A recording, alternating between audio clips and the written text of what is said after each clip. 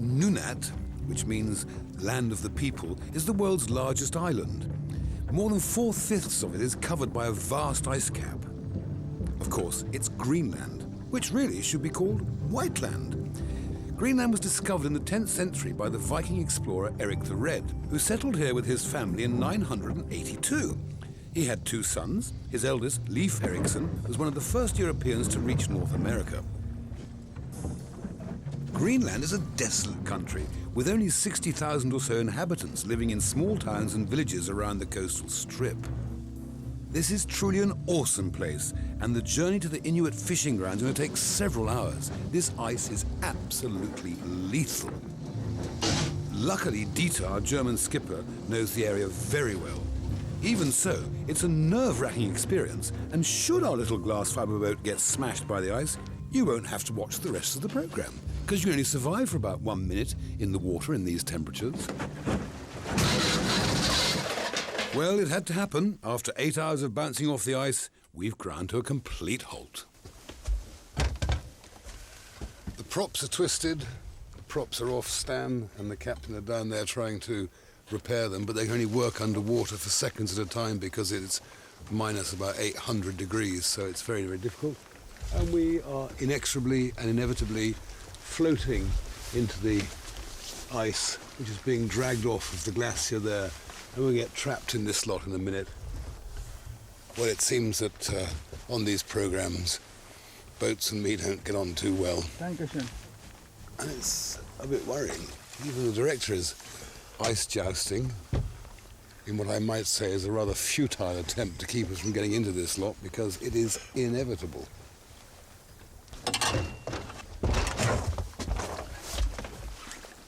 As long as we have 2 engines, no problem. Brilliant. So we have to move now? Yeah. Well, we are saved. Thank goodness. We do have 2 engines, so it's not... Well, it is terrible, actually. Because by the time we get back to land, the pubs will be shut, and that's the real inconvenience of this kind of thing. Luckily, we had a drop on board, so after a tincture or 2, we continued towards our goal, the fishing grounds of Disco Bay. Out here, on top of the world, we stumbled across, quite by accident of course, this lone Inuit fisherman pulling in his catch. I decided to board his boat in the hope of conducting an in-depth interview, but with his lines full of catfish and halibut, Salik, my latest chum, has no time to stop and talk.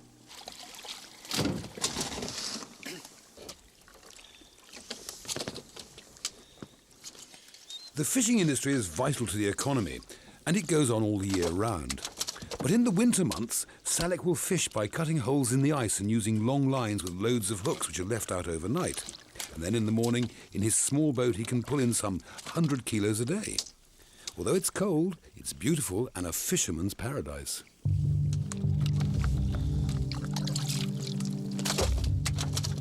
Because of the harsh climate, nothing grows on Greenland, and apart from fish, seal and whale are hunted around the coast to form the staple diet. Everything else needs to be imported.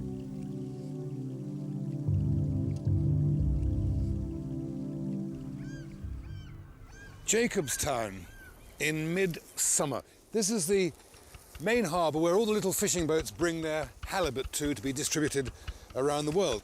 Now, as I said, Mother Nature doesn't thrive too well up here, so we're going to put some dumplings, which I got from the supermarket. Amazing supermarket, sells everything from prams to stereos and strange frozen food. These are little frozen flour and butter and water dumplings, and they're going to go into my chicken stock.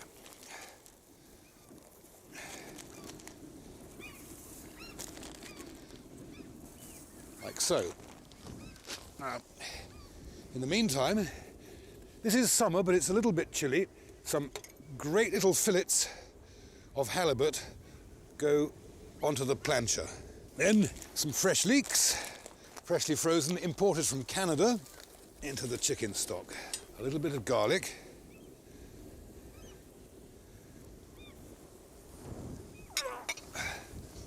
See how these are getting on. Ah, they are cooking, but only just. Little squeeze of lemon on each of those. And then a little bit of chopped onion. Again, imported from far away. Some fresh chives, freshly frozen in their little box.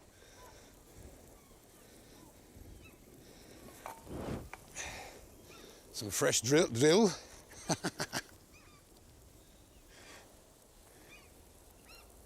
Goes into there too.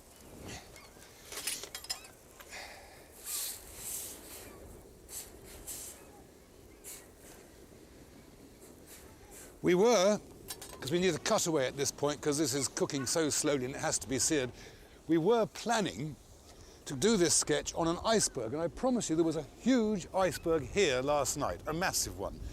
And we recce'd it, we climbed on it, it seemed perfectly safe, and we were going to do the whole thing in a really dramatic sort of way. But unfortunately, when we woke up this morning, the blasted thing had disappeared. Excellent, the soup is ready, so I'll put that into the tureen. And some of it onto the table as well, but that's quite normal. There are bound to be snags. Leeks and dumplings go into the chicken stock there. Our seared, I'll just try and clean it up a little bit. It's the wind, you understand, blows things around. Then our little bits of seared halibut. Little fish bergs. Float into there.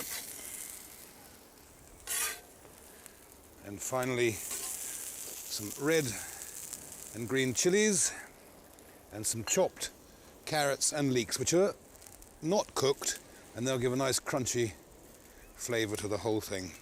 Halibut soup. A little bit of parsley and dill. This really is a spectacular sight. The glacier, which is thousands of years old, has reached the sea, and great chunks of ice will break off, forming icebergs, which will drift on their long journey to the warmer waters. Well, this is about the end of the line. Unless you're a Nansen or a Fynes or somebody like that, it's just a question of grief, dog sledges to the North Pole. And this is also, of course, where these terrifyingly beautiful icebergs are born when they crack away from this glacier, or glacier. It's awesome, and I'm told that should one of these pieces break off right now in a major way, this dear little boat will be quite swamped, and you have about 1 minute survival time in the temperatures of the water here. So I think we'll go south and do a bit of cooking.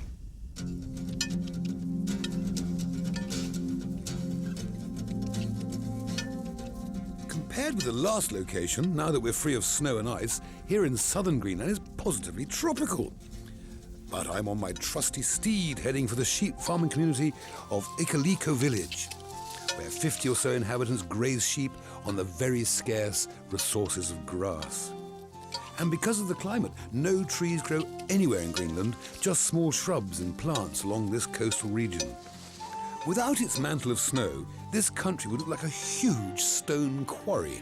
But winter is just around the corner, so the sheep are being gathered in to weather the winter storms, with the exception of one.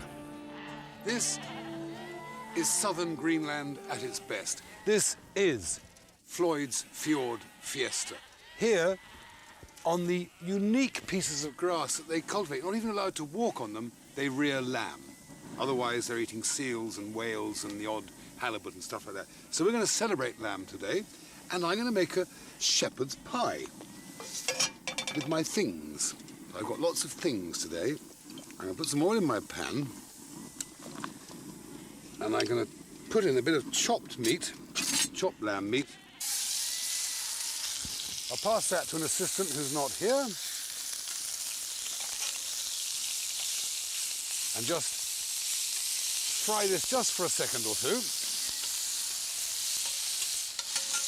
And into that I'm going to put some rosemary. No fresh rosemary because nothing grows here, nothing except the sheep and a little bit of grass. So we've got some dried rosemary. You, of course, will be using fresh rosemary.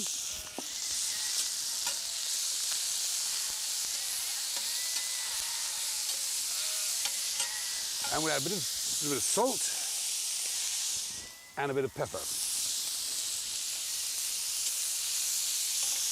And we can turn the gas off. Now, into the pan here, we're going to put the lamb. Sorry about shadows and steam and things like that. Now, traditionally, any kind of shepherd's pie was made from the leftover bits of lamb. And these, because we're also roasting some lamb and making other things well, these are little bits of trimming. Then, on top of that, no, first of all, we're going to put some tomato into that. Chopped up fresh tomato. This is a very economical dish to use up little bits of leftovers. I'm going to throw that away. I'm a person who collects these things, you see, when I throw things away like that. I'm going to add some garlic into that. I'm going to add some onions that I've already fried just very lightly. Bits of onion into there. This is an exhilarating, it's my word for this series, for the reporters that complain about my cliches. I used to say my newest chum, and I used to say it's, brill, but now it's exhilarating. So you can all write and complain about that. What you can't complain about is the beer. Excellent. Right. So onions, tomatoes, a little bit of lamb, garlic, rosemary has gone in. Then we stick on a few potatoes, across like that, very thinly sliced potatoes. Then we put on some little slices of aubergine. They've just been very lightly fried in olive oil. Layer those across the top of there. Right, there's another one, thank you. My boy is a frisbee player. Then we put on some more potatoes across the whole of the top. Very thinly sliced. And because of the incredibly advanced technology that we have here in Greenland, in the youth hostel where I stayed last night, just down there in this little community of 50 or 60 souls, that's all, little youth hostel, I made some bechamel sauce. Well, I didn't actually make it. My assistant Scott opened a packet and poured in the water, but that's what we have to do. But at home, you make a nice bechamel with a bit of lamb stock or a bit of milk or whatever, and then you pour it all over your shepherd's pie, which is absolutely excellent. I can throw that away now. Thank you. Now, Vlad, what we're very proud of is our oven. We have actually built our own oven. And this will go into the oven for about 40 minutes at wood mark 3 or possibly 6, and it's over here. So I want you to, however difficult it is, walk all the way around and show off our oven.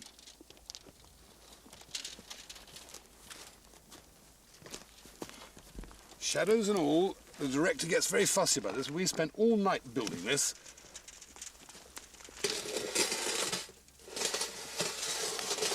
The shepherd's pie goes in to the oven. With my special cloth, I close the doors. Quite with some difficulty, probably. I thought we should also do a little bit of roasted lamb. And I have a piece of boned out shoulder of Greenland lamb, which I'm going to stuff. That's the lamb. I'm going to put some breadcrumbs into my bowl here. Throw that to my assistant, who is missing. That's a pity. You can always fire him later. A couple of eggs into that.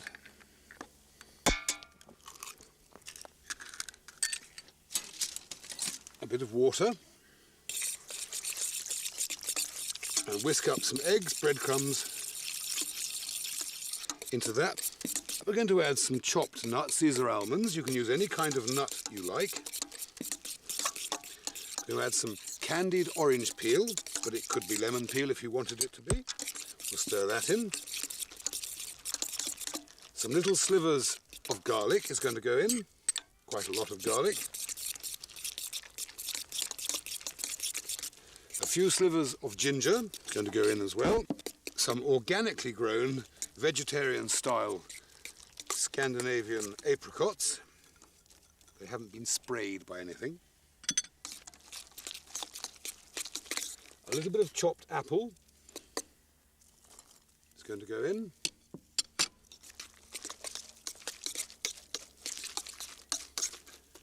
Some prunes are going to go in. A little bit of olive oil.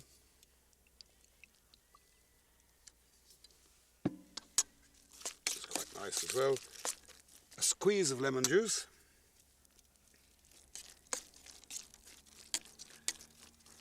Now ideally I would have liked to have put in some fresh herbs, but we can't get any fresh herbs, so I'm going to add a little bit more of dried rosemary into that.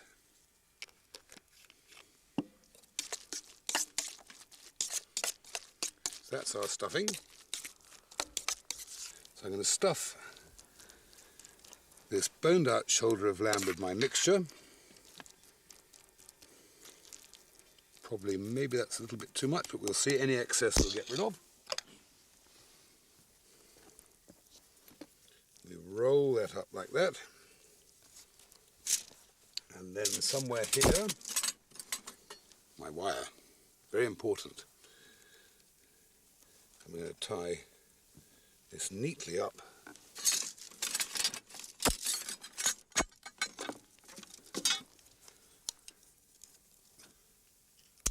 With some wire.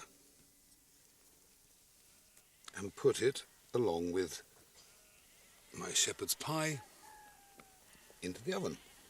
Meanwhile, the rest of the lamb is cooking on the spit for the villagers' lunch. Our Inuit shepherd's pie is now coming out. Just to remind you, onions, aubergines, potatoes, garlic, chopped lamb, potatoes, and a bit of bechamel. Right. My roast stuff shoulder of lamb. What a brilliant oven.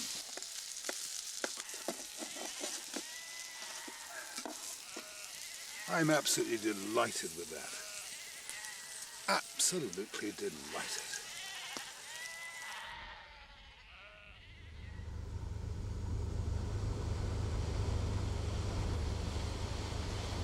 Greenland is ideal for a cruise. There is a certain tranquility here, even if the ship was called MS Disco. And the icebergs are impressive. But you know, I was in the bar last night when I was approached by a man who wanted me to invest in his business. His idea was to cut great chunks off the icebergs and then sell them as 4,000-year-old ice cubes in bars and restaurants around the world. It seemed a great idea at 3 in the morning, but luckily he was nowhere to be found at breakfast, so I beat a hasty retreat before I became involved in selling fridges to the Eskimos.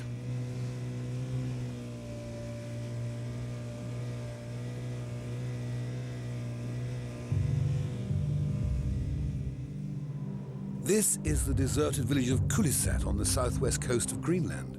In the 1920s, it was a successful coal mining community. Then Greenland was a Danish colony, until 1953 when it became part of Denmark. And the Danish Parliament decided to close down the mining village in 1972 for economic reasons. The residents refused to leave, and a long battle raged to save their jobs. And on the day of the evacuation, the islanders systematically smashed up their houses and belongings. They left the island with a few personal items and were resettled on the mainland. Nowadays, the only contact they have with their homeland is to return to bury their relatives.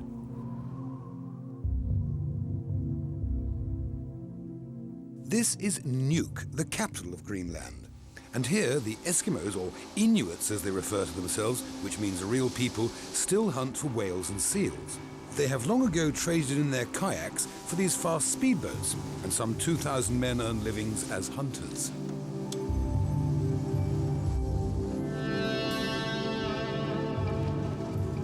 seals can easily outmaneuver the boats, so once the hunter sights a group, he fires off a round. The seals quickly dive below the surface for a few minutes, and when they come up for breath, the hunter hopes to be in a position to shoot them. But this is a tricky business, as the boats are bouncing all over the place, so they can easily miss the target. The chase took several hours until this group of seals were trapped in a small bay.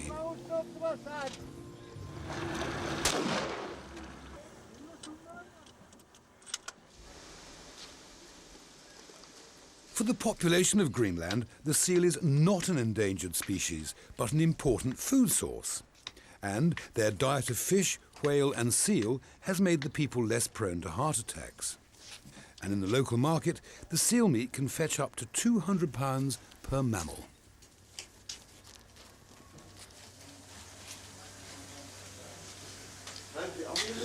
I'm beginning to discover some really extraordinary things about a seal. For example, it's like a pig. These are the spare ribs. This is the fatty bacon. Here is the kidneys. Here is the loin. Here is the liver, the chitlins, the kidneys, the spare ribs. It is absolutely clear that it's an animal absolutely rich in food content. Now, this little cooking sketch is what I call my Arctic feast for two. Minimum of 2 persons, 24 hours notice required. Might be, possibly, as long with my hat, slightly offensive to some of you. But here in Greenland, for centuries and centuries, the staple diet of the islanders has been seal and whale. Here I have a topside of whale, as I'm going to call it, and a fillet of seal. Now, normally here, the whale is fried with onions, rather like liver and bacon with onions kind of thing, and the seal, to my taste, is put into a monstrous kind of stew along with all its blubber. It's apparently very good for you. Greenlanders have one of the lowest heart attack rates in the world because of their diet. Not my way. So I'm going to do this sort of Asian, Indian, Arctic feast, I hope. Right. Get a bit of heat under there, and it is, although this is August, it's about -3 today, and it's jolly cold, and my plancher's a bit unhappy, and the wind is mucking about with the wok a bit, so it's going to be fairly chaotic, as usual. We'll put a bit of oil into there, and let that get up to speed. We'll put a bit of oil on there. Now, how this will all work out is very much to do with really the gods. Onions on, peppers on, red peppers on, cucumber pieces,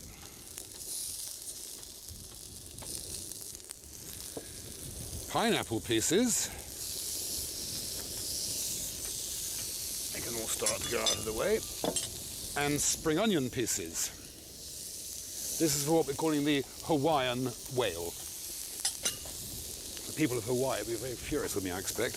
And some pieces of sweet corn can go on. Those can go out of the way. And a little bit of salt, which I've forgotten to open, and go over all of that. Now we'll leave that there just for a second or two while we start the seal curry.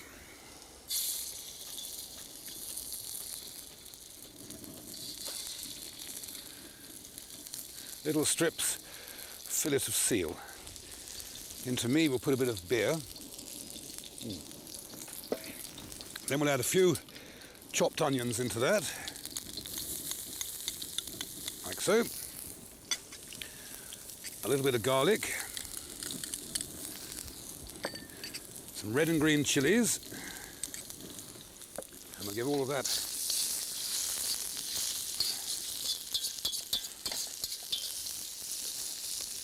a little bit of a stir. Little salt. Where's my salt? Meanwhile, over here, things are cooking quite nicely, so we can stir them around a bit now. I've got some ground ginger. Stir into there. Some ground coriander.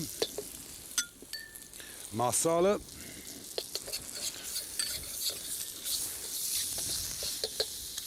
Turmeric, and some all-purpose curry spice.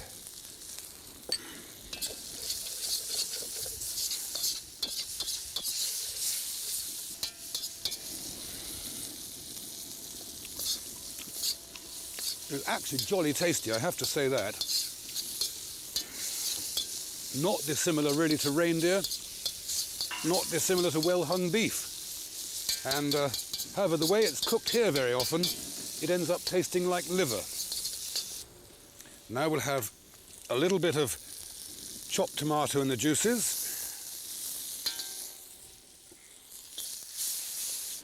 Now we'll put on some chilies and garlic. And our very thin slivers of whale.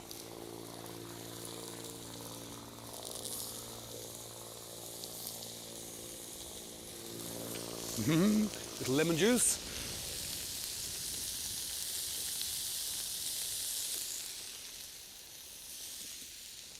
Meanwhile, over here we'll add some coconut milk and some fresh coconut.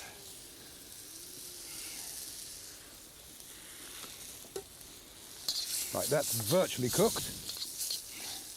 A little bit of soy sauce.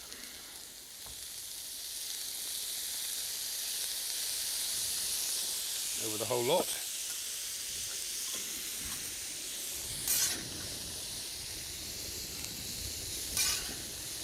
Vegetables in first, then the meat.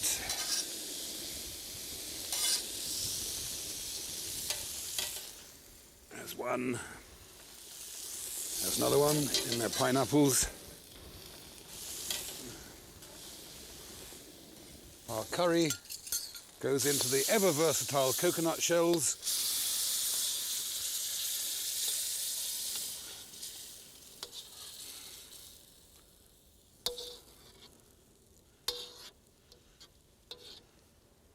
Like so. On top of the curry, some crisply fried onions. Very, very crispy fried onions. A few chives, any herb, coriander would have been nice, but I couldn't get any.